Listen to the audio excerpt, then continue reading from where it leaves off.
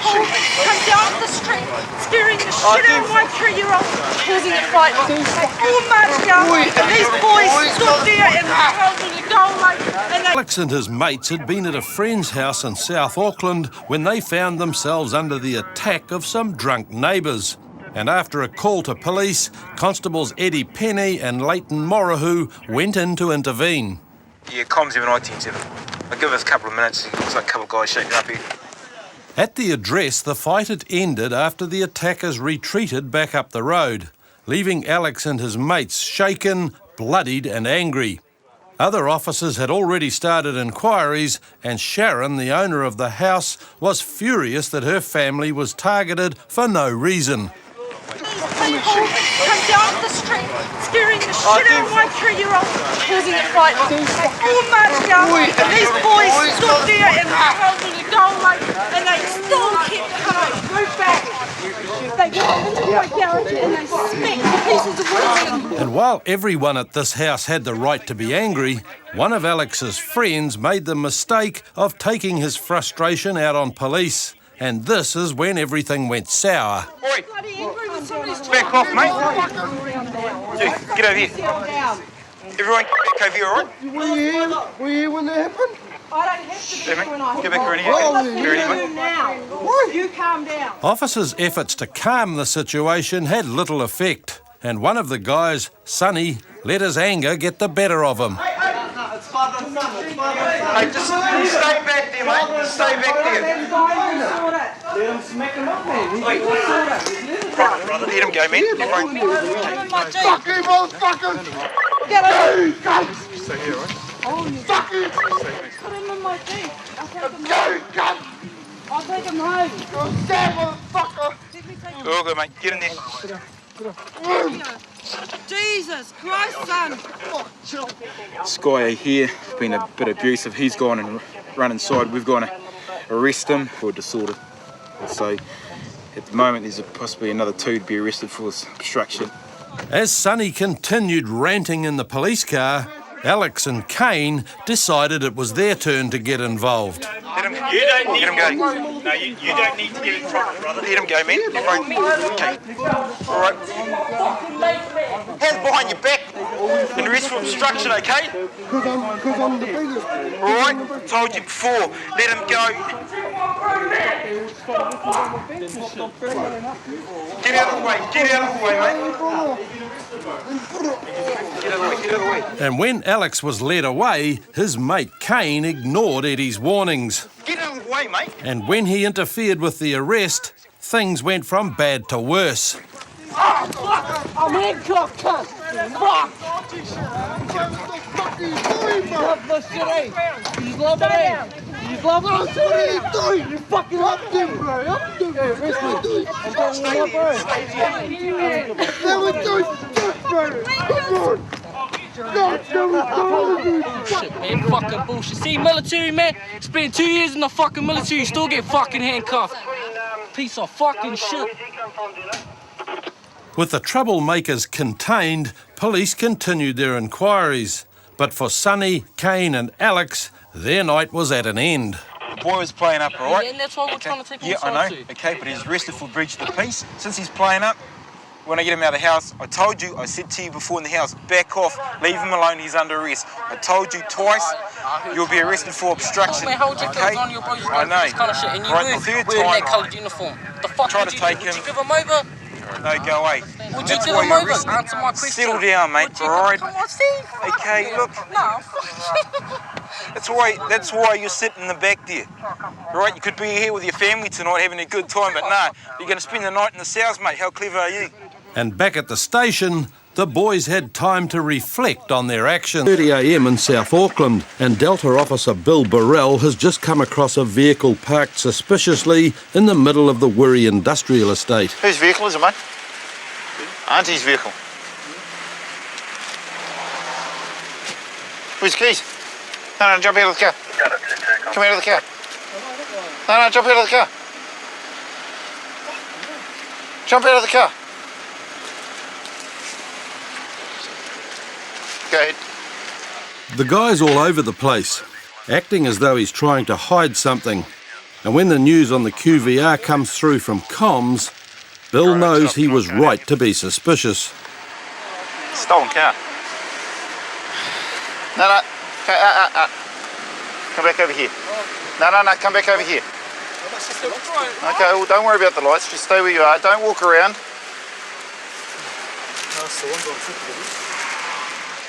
If you walk around any further, I'll have to arrest you.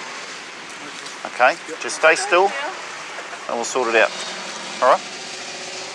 But in spite of Bill's warning, this guy just can't seem to keep still.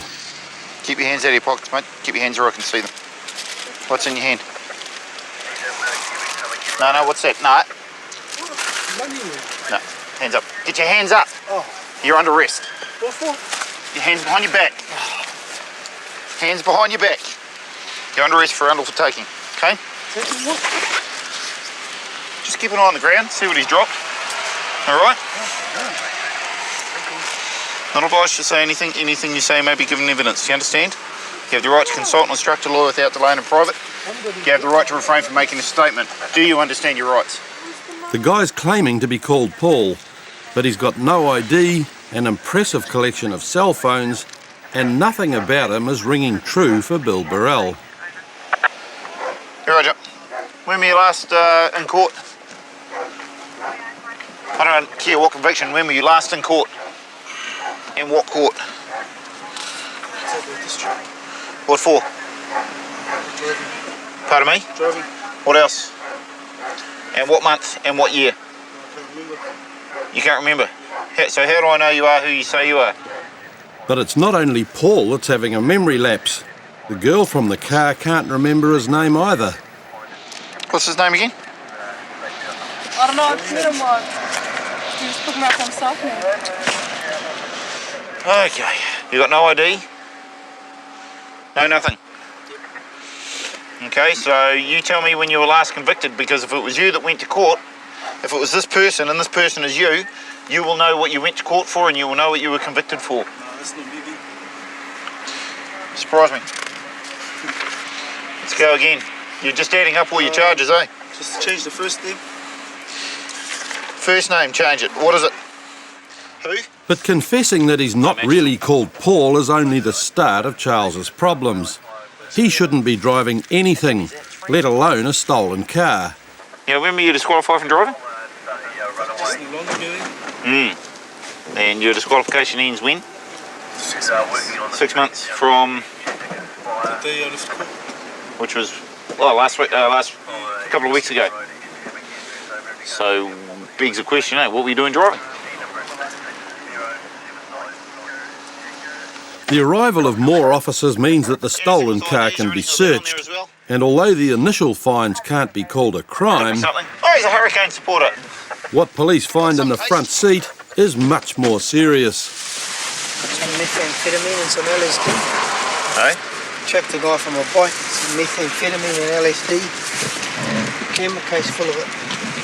The discovery of Class A drugs means that Charles's night is going to end badly. Of cooperating.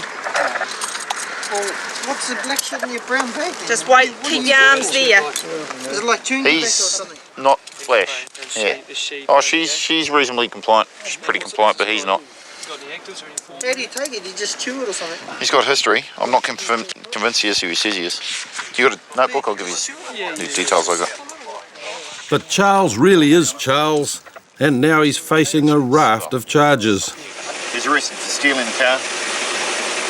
A subsequent search of the car has revealed what we believe to be methamphetamine, P, and some point bags. Got 3 or 4 point bags. The female on the car is, we yet to find out exactly who she is. The name she's given us aren't matching with anything, so she's obviously trying to hide something as well. When Charles went to court, he was charged and found guilty of receiving a stolen vehicle. He was sent to prison for 8 months and ordered to complete 100 hours of community service once his time was served. No charges were laid against his girlfriend.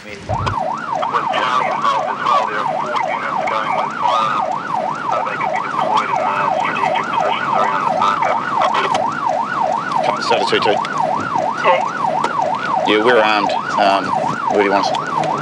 All Delta, please. Later on in the night, Bill and his dog are called to a firearms incident in South Auckland. And as he races to join the raid, tensions are running high.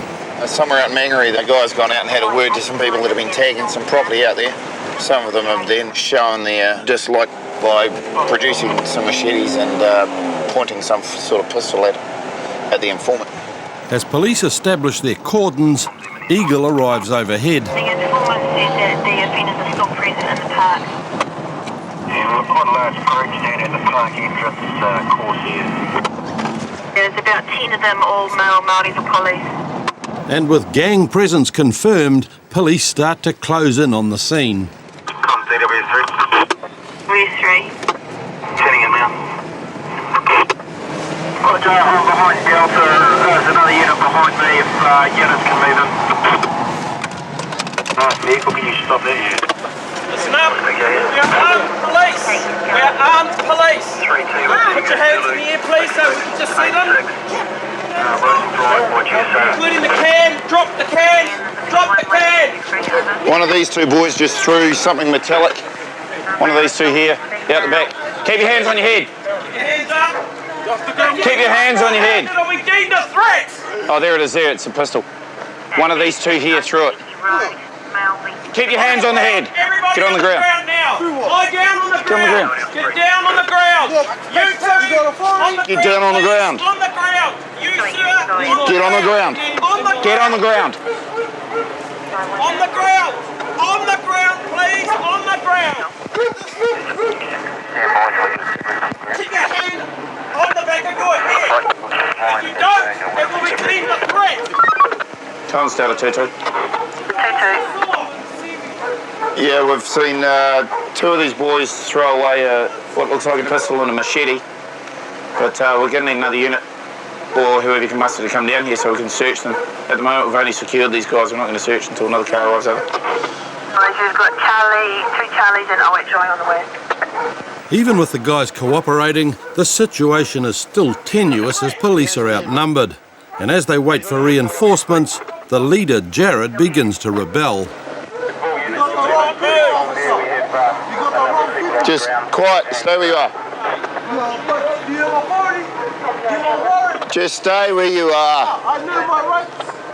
Well, if you know your rights.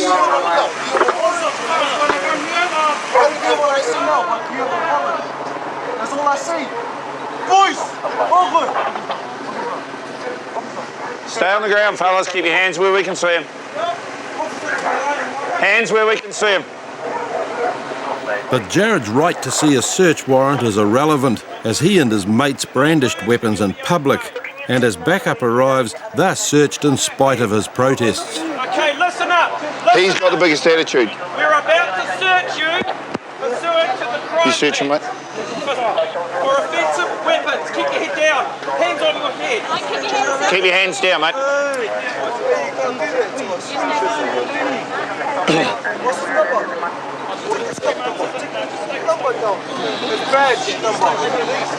While Jared's been busy collecting details, he's failed to notice that his own number is up. There's no disputing what Bill's seen or the weapons found lying on the ground. It was definitely one of these two. Yeah. I saw a couple of metallic items just bing, and then I heard the metallic landing. He's just throwing it from behind him. It was one of those two. These are the guys that are causing the problem, and it was definitely these two that had the weapons. I'm surprised they were dumb enough to hold on to them. I want to get every single one of your guys. As I pulled up, these two boys over here, at least one of them, if not both of them, throwing the items behind their backs, which are here now. It's just an all too common occurrence with gangs in South Auckland. Kid gangs, really. I have no knowledge of this park, but speaking to some witnesses, it's some sort of turf war for them. I suspect one day one of them's going to get killed. In court, 4 offenders were charged with varying offences, including threatening behaviour, possession of an offensive weapon, and No, she's an adult. She has to go through the whole process by herself, okay? Just don't say anything. We'll sort it out tomorrow. Go details, comms. Got a time delay now of 10 minutes as the call taker had to try and verify it. Car V lamppost, ambos have been requested. Copy. Have they given any indication of injuries? Unknown at this stage. Just responding to a priority 1V motor vehicle accident. It's car V lamppost. Got no indication of injuries or anything at the moment. Ambulances have been requested, so we're just heading out to respond to it and give an update to comms. Comms SZI 10-7 the 1V now. Ambos are 10-7 also. When Auckland Constables Bruce Wilson and Darren Neves arrive, they expect the worst as they find ambulance staff working amidst a mass of metal. Yeah, we're 10-7. One female occupant, status 3. Her car's a total write-off. She's sideswiped a power pole here. There's no problems with the pole and it's not blocking the road. What's he says? I reckon he's only doing about 80 k's. So yep. He's just clipped the curb further down the road. And so she's been coming this way, northbound? Yeah. Oh, okay. And she's just lost control basically. Yeah. Oh, okay. From eyewitness accounts and the state of the car, it's a surprise the driver hasn't suffered any injuries. There's 21, single occupant in the vehicle. 22. Did you have your vehicle, or did you have your seatbelt on? Yes. You did? Yeah. ETOH on the breath. Yep. Other than that, no other injuries found. Yep. She doesn't want to go in with us. What I'll do is I'll just grab blood pressure, all that other stuff, grab her details, have her sign off, and leave it to you then. Yep, no, that's cool. Yep, okay. Cool. And despite the arrival of Jay's mother, she's still a little shaky from the crash. Indications are it's not all due to shock. At this stage, she's got alcohol in her breath, which the ambulance have confirmed. So once they've got some details, she's not that badly injured. We'll probably be taking her back to the station to process her for drink driving, just to confirm. Very, very lucky. She's actually had to be crowbarred out of the car because the doors were that bent from the crash. How much have you had to drink tonight? A couple. Just get you to do a passive test, which is the first test on the thing. So I just need you to speak. Drive, Albany. Okay, so that's a fail. So that indicates to me that you have some sort of alcohol in your breath. Okay, so I now require you to undergo a breath screening test without delay. Have you done one of these tests before at a checkpoint or anything? Okay. It's nice and simple. Big breath and just blow until it tells you stop. Keep going, keep going. Yep, that's the one. It's a fail general. Okay, so that means it indicates that you're over the limit. Okay, you're now required to accompany me to the Henderson Police Station or other such place for the evidential breath test, blood test, or both. Can I be with you when you do that again? No, she's an adult. She has to go through the whole process by herself, okay? She can talk to a lawyer, and that's the only thing that she's allowed to do. But she's not capable of doing that tonight. Don't, okay? Just don't say anything. We'll sort it out tomorrow. Despite her mother's concerns, Jay's decision to drink and drive has now left her with no choice but to accompany police back to the station, where the result of a final breath test comes as no great surprise. Okay, so your evidential breath result is 822 micrograms of alcohol per litre of breath. And the limit is 400, so you're 2 and a bit times over the limit. But being over twice the legal limit doesn't stop Jay from battling on, and she accepts the only other option she has left. You're going to go for a blood test, eh? Okay. Yeah, do you want to get a blood nurse on the way? She's taken for the blood test, so we have to get that sent away to Porirua, and we'll wait about maybe a week, 2 weeks' time. That result's going to come back to us, and then from there I'll summons her to court. I still believe she will be over. So we just have to wait for that, and then I'll be doing a bit of analysis tonight for the crash as well, and there'll probably be a charge in association with the accident as well. Yeah, quite a high result, and it's obviously her first time, so it's a bit of a new situation for her. Hopefully she learns. When the blood test results returned, they proved conclusively that Jay was over twice the legal limit. That night she had her licence suspended for 28 days, and when she appeared in court she was disqualified from driving for a further 6 months and ordered to complete 40 hours of community. West Auckland Constables Dean Burrell and James Henderson are pulling over a driver who only seconds earlier erratically swerved in front of them. Evening, sir. Yeah. Do you know why we've pulled you over? Don't you want to come over here? And a familiar smell immediately explains Jim's poor driving skills. Do you know why we've stopped you, sir? No. No? I'm going home. You're going home? Yeah. Did you see how fast you came out of that corner just before? Onto the main road? No. Flew out of there. Could almost caused an accident. No. Have you got your licence on you? Yep. Have you been drinking at all tonight? No. You haven't been drinking tonight? I'm a driver. You're the driver? Can I have a look at your licence? That's it, you just went past it, I think. But that's my livelihood, I'm a driver. You sure you haven't been drinking tonight? No. No? I can't smell But any of that on you. Find me, I live right here. Yeah. And come back, and anytime you want. But that's my livelihood. Yeah. I'm a driver. Yeah. Jim may be a driver, but he's definitely not sober. And while Dean gets the roadside breath test kit, James checks out Jim's company car. How come your car hasn't been registered? Hold. Sorry? It's on hold, and I'm going down the line to see my mum. On hold? What do you mean it's on hold? I'm paying people to do it up to scratch. Right.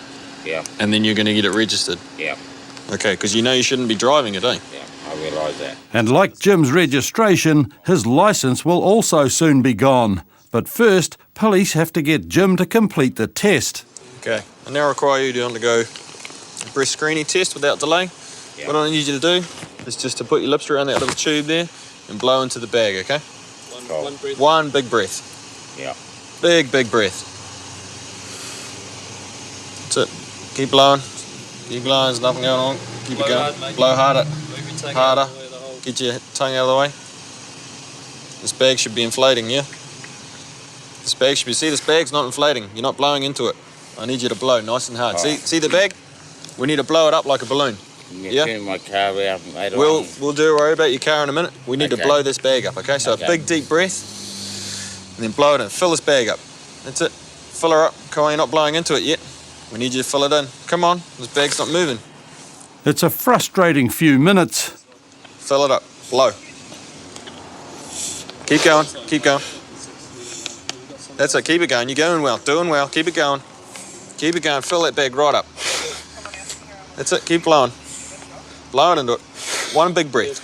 One big breath. Eventually, police get the result they expected. This is a failed result, okay? Because the crystals have come across as failed, right?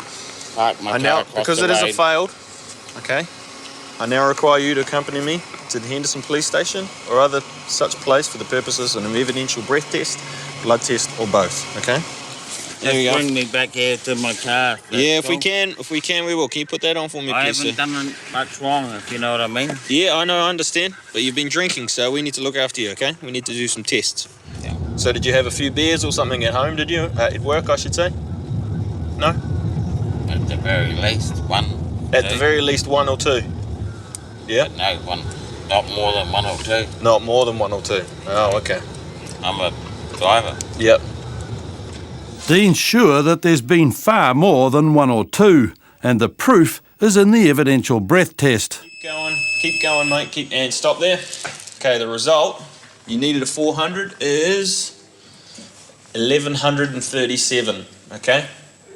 So you're over by quite a lot. So you're 1,137. No, it doesn't look like it. But Jim's not prepared to accept the evidence, even when the second test confirms the first. See that number there? You wanted 400. That's 1,137. That's your result. So you're more than twice over the limit. Okay? You're almost 3 times over the limit. The machine's made a mistake. Sorry? The machine's made a mistake. Oh, these machines are usually pretty good. They don't make too many mistakes, and this wouldn't have made a mistake tonight. Unfortunately for Jim, the judge agreed with Dean, and he was disqualified from driving for 1 year and 1 day. Just on there where that little cross is. He was sentenced to 9 months supervision, ordered to undergo alcohol counselling, and complete 250 hours of community service. Roger, if you're able to head to Motor Lodge, had a call from a... She's got a female there and taken up a couple of units, high on drugs and refusing to leave.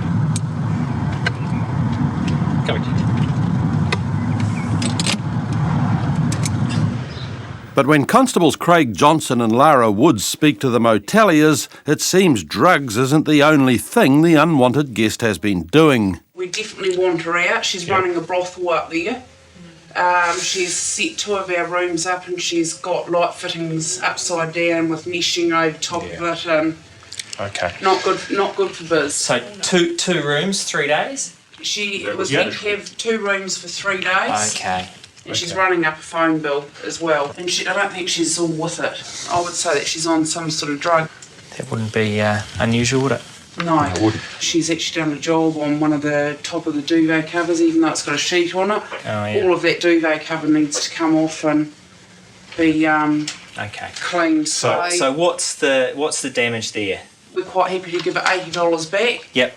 And that would and keep the 100. And that'd take care of everything? That would look after what's happened. But when Craig and Lara go to see Charlene, they find that she's got a number of accusations of her own. What? Hi there, how you going? There you go, right there. I'm just talking to your mate. Who's my mate? Oh, she's one of your police mates. Oh, okay. Well, you can talk to me if you like. Thank you. I don't know, the dopey fucking people that own the place are dipshits. Yeah, okay, I'm gonna go and sort it out. Yeah, well, what do you want to know? Well, what's going on? There's obviously something going on. Yeah, accused me of being a hooker. I said I was that right, and I said, well, you look like a fucking pimp. And he goes, well, actually, I'm not. And I said, well, you fucking look like one. Because he goes, no, actually, you do look like the sort of person that would do that. I said, fuck you. I pick spuds for a living in North Otago, you know. Up your ass. And I had been to Christchurch for ages, and a friend of mine that I hadn't seen in a long time, we caught up here, and that was it. And then I went out for lunch, and they're accusing me of that shit. Okay. Look, obviously there's been I want my money back, and I want an apology, and I'll be also contacting my lawyer. Hey, look, there's no drama. We can sort it out. I don't know what the story is in relation to. Yeah, well, I'm telling you, so you do know. And I just reckon they're a big fucking... Okay. Excuse my language, I never swear, and I love Jesus. They're keen to meet you halfway. You happy with that? No, I'm not. I'm so disappointed, Okay. Hey, look, what I'll do, I'll go down, I'll get you your $90, and then we'll go from there. And once Can you help me carry my bags? Yep, we'll sort all that out, okay? After some delicate negotiating, Craig and Charlene reach a promising compromise. Obviously, she's pretty upset. She's denying the reason that she's booked the rooms or is here or anything else. What we've sort of said to her, and I'm going to run this past you, is, well, how about halfway? She takes 90, you keep 90. Yeah, we'll give her 90 just to get her out. Yeah, we'll take her, physically take her in a gear. Just that bag might rip, would you, I think? What's your name? Do you want me to grab that? Non-Zebra. And with a compromise reached, all that's left to do is find Charlene a place to stay, which is found with a friend across town. You had a big couple of days, have you? I've been working my ring out, eh? And what do you do? Don't say anything. I work for the circus. But oh, yeah? You work for the circus? Yeah, but it's only been my third week on the job. Down here. 1, 2, 3. Right there. Right, guys. Oh, you take it easy. Oh, you're right. All my hard-earned bloody money. Where's that? Try to hug. Oh, it's all good, mate. I don't like facts that make me cry. Good luck to you. See you, mate. Oh, the camera's good. On camera. Cheers, mate. Okay. See you later. You take care. Well, that actually didn't turn out too badly. We found an address for her to go to, her and all her equipment, and we've dropped her off there. So she was all right. She calmed down quite a bit in the car. She was obviously upset at the actions in the motel, but in the end she was quite happy with what went on. So hopefully she's tucked away safe, and we'll carry on. It's 5 o'clock on Thursday afternoon, and West Auckland Constables Dorothy Revel and Nick Savage are speeding towards a dangerous situation. Okay, we've just been called to a armed incident in Glendine. Reports come through that there's a man carrying a rifle or a shotgun. So just heading there, going to go to a safe point where we're all going to meet before we go in and see what's going on. No current ops on the sky with the rifle. I think we'll wait till Eagle goes 10-7 and start to call it. Comms HSI 210-7, called in. As police gather at the safe arrival point, they prepare themselves for an armed encounter. Yeah, I do. And when Eagle arrives, the presence of the suspect is confirmed. We think we've got our boy now out the back of the property with no shirt and it looks like blue boxer shorts. When dealing with armed offenders, the police policy is safety first. No chances can be taken, and officers need to ensure they're prepared for every eventuality. We've got Eagle over here just keeping an eye on the address that this person with the firearm was seen to go in. They've got obs on him, and at this stage he hasn't got the rifle on him. But we're going to shortly make an approach to the house and see what's going on. But before police can make their move, Eagle reports that the suspect has left the house and is driving directly towards their position. There it is. Is that it there? Pistols out. This one? Right.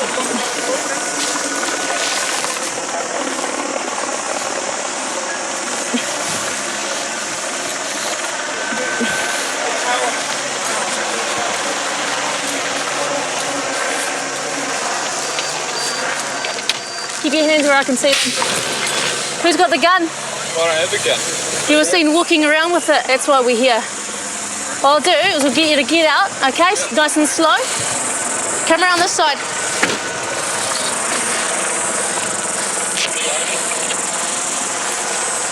So where'd you put it inside your house? Oh, it's just sitting in my room in a bag. Did you come with anyone else? No. No? No. Did you see any other guys walking around with any? Oh, there's these two, Polynesian boys with bandanas. One of them had a bat, but they was like confronting my neighbour. Yeah? They came around to find my neighbour. I wasn't why? involved in that at all. Do you know your neighbours? Not at all. And you came out with a firearm to what, intimidate them? No, not at all. It's just slug rifle. Okay. I think I got involved in the neighbours scuffle, and one of the neighbours probably thought I was involved in it. And, you know, someone sees a slug rifle, freaks out, rings the police. So, yeah, just a bit of bad luck, I suppose. I'm just going to give you a short caution, okay? Just until we find out what's going on. No problem. Okay, so you're not obliged to say anything, okay? Anything you do say can be used in evidence, all right? Yeah, sweet. Cool. Jacob may be claiming that he merely stumbled into a confrontation between his neighbour and two other guys, but that doesn't explain why he was holding a gun. Yeah, well, I was having a shower, got out of the shower, just having a look at my gun, a bit of a clean, and then heard a bit of a scuffle outside, walked outside to see what was happening, and then got confronted by a whole lot of police. And although he thinks this is all a big misunderstanding, the fact is he's broken the law. The guy that had the firearm, he's legally entitled to have it. He's 19 years old, so he's fine to have the slug guns in his possession, but he actually came outside to the top of his driveway, which is visible to quite a few people. Someone who was in the area at the time saw him with the gun, saw him speaking to these other two people, so it's quite serious, eh? Yeah. What happened today? And just from what the neighbour has been saying to us about your demeanour when you were out here, you know, we can't just ignore it, eh? What we're going to do is ask you to come back to the Henderson police station with us, okay? Oh, yeah. And bring your e-guns with you for now? Yeah. Okay. Great, John. Sweet as, man. And after being charged with presenting a firearm, Jacob's mood has turned from laughter to loathing. I think that's absolute bullshit. I don't understand them investigating and make sure it's not a real gun, etc, etc, but just because of some fucking person across the road that said, oh, all that shit, you know, that's bullshit. It's not as if I got a fucking machine gun out there. When Jacob appeared in court, he pleaded guilty to an alternative charge of disorderly behaviour likely to cause violence. He was discharged without conviction and ordered to pay a $150 donation to charity. It's early in the evening, and Constables Wayne Scott and Danny Hodson are trying to sort out a dispute between neighbours in Papatoetoe. Hello, good evening, sir. How you going, Officer Scott from Otahu Police? Last night I was coming from from work. I take walk me and my wife, my son, and that number 9, she was something complaining about something car, and she's approached to me and bring her daughter and her son with shovel. She threatened to me and my family. Yep. So I don't know When was this? Just half an hour ago. Peter's complaining that a woman in another unit's been harassing him and his family. But the lady in question isn't home, and no one there seems interested in talking to Danny about the incident. Do you know what it was over? What was it about? What was it about the car?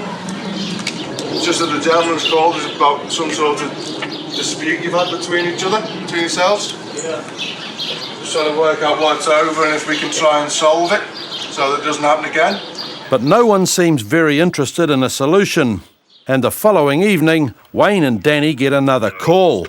This time, it sounds serious. Male versus female at the address. Male reportedly threatening female with a metal bar. Now assaulting the female fist only. We have previous at the address. Yeah, Roger, we went there last night. It's a gentleman of Eastern European persuasion with his missus. They had a fallout with number 9 last night. Roger. When they get to the address, the fighting stopped, but angry people are shouting from all sides of the car park. 1, 2, 3, 4, come to my property. I told you yesterday, 1, 2, 3, 4, come to my property. He had my mum. Whoa. You go in. I'll come and speak to you in a minute. I'm sick and bad. Look for a job. Go in and I'll come and speak to you in 2 minutes. Just go in and I'll come and speak to you, okay? Right, we'll come and speak to you.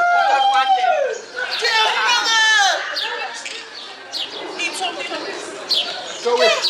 I got graduated today. Oi, go in. I'm involved in it. Right, I'll come and speak to you in a minute. They started okay? it. We'll just come and speak to you in a minute. Just keep off the street. Let's calm everyone down, yeah? Okay.